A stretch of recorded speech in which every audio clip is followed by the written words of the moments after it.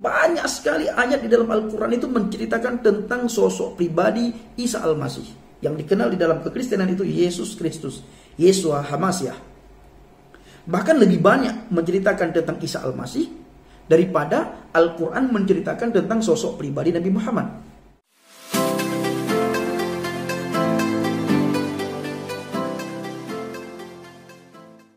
Haleluya, haleluya, haleluya. Shalom alaikum Bishim Hamasiah. Salam aki.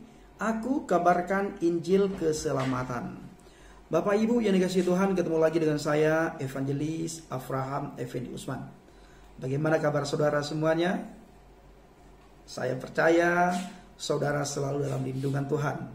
Sehat, diberkati dalam segala hal. Jangan pernah lupa satu hal. Mengucap syukur selalu dan bersuka cita selalu di dalam Tuhan. Saudaraku, yang satu Tuhan, satu iman, satu baptisan.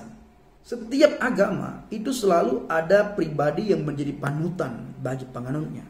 Baik agama Islam maupun agama Kristen. Baik agama Kristen maupun agama Islam. Ataupun agama Buddha ataupun agama Hindu. Pribadi itulah yang menjadi panutan. Dan pribadi tersebutlah yang harus kita ikuti. Nah, di dalam Alkitab, dalam Bible itu menceritakan satu pribadi tentang Yesus Kristus. Hampir keseluruhan Alkitab menceritakan tentang Yesus Kristus. Begitu juga di dalam kitab-kitab agama yang lain. Nah, begitu juga di dalam Al-Quran menceritakan tentang Nabi Muhammad. Nah, yang menjadi pertanyaan saya Bapak Ibu, kenapa banyak sekali ayat di dalam Al-Quran menceritakan tentang kehidupan Isa Al-Masih? Banyak sekali ayat di dalam Al-Quran itu menceritakan tentang sosok pribadi Isa Al-Masih. Yang dikenal di dalam kekristenan itu Yesus Kristus, Yeshua HaMashiach. Bahkan lebih banyak menceritakan tentang Isa Al-Masih daripada Al-Quran menceritakan tentang sosok pribadi Nabi Muhammad. Saudara bisa buktikan. Dan saudara bisa melihat. Bahkan di dalam Al-Quran di situ ditulis bahwa Isa Al-Masih itu pembawa berkat.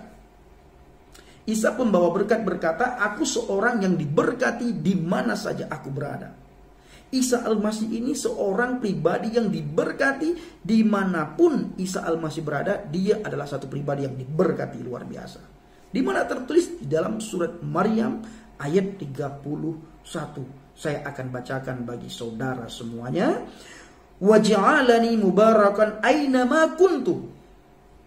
Dan dia menjadikan aku seorang yang diberkati di mana saja aku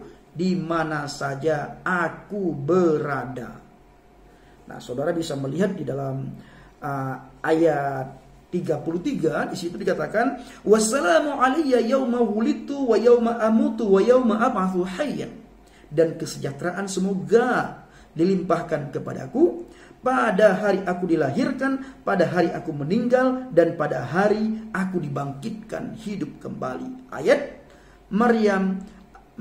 surat Maryam ayat 33 ini seolah-olah kalau kita membaca artinya, Isa Al-Masih mengalami mati dan dia dibangkitkan hidup kembali. Berbeda sekali dengan apa yang sering kita dengar selama ini bahwa Isa Al-Masih tidak mengalami kematian.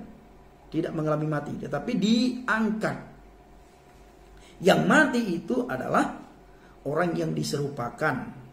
Tetapi Al-Quran tidak pernah mencatat, saya belum pernah menemukan ayat dalam Al-Quran siapa sih sosok pribadi yang diserupakan dengan Isa Al-Masih. Sehingga pribadi itu dibunuh dan disalib. Tidak ceritakan siapa pribadi itu. Nah, di ayat yang lain dikatakan wa ma qataluhu wa ma salabu. Engkau tidak membunuhnya Isa Al-Masih dan engkau tidak menyalibnya Isa Al-Masih. Isa adalah satu-satunya pribadi yang diberkati di mana saja dia berada. Kalau di dalam Alkitab jelas sekali menceritakan tentang pribadi Yesus Kristus. Kalau saudara melihat Alkitab dari Kejadian sampai Wahyu, tidak ada satu ayat pun Alkitab menceritakan tentang Nabi Muhammad. Akan lahir Nabi dari bangsa lain, tidak pernah. Akan lahir Nabi dari bangsa Arab, tidak pernah. Akan lahir Nabi dari bangsa Mesir, tidak pernah. Akan lahir Nabi dari Palestina, tidak pernah. Yang ada apa?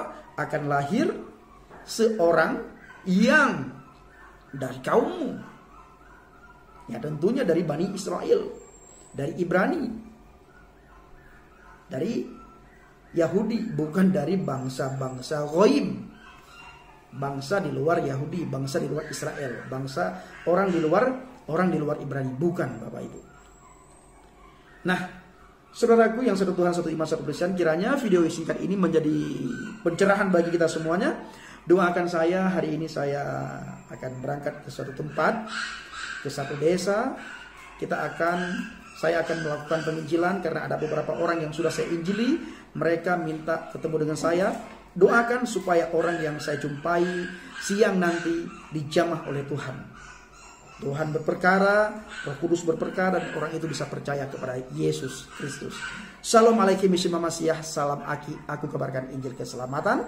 Bapak Yahweh bishim Adonai Yeshua Hamasiah Ruach Kudus memberkati kita semua. Haleluya, amin. Yes.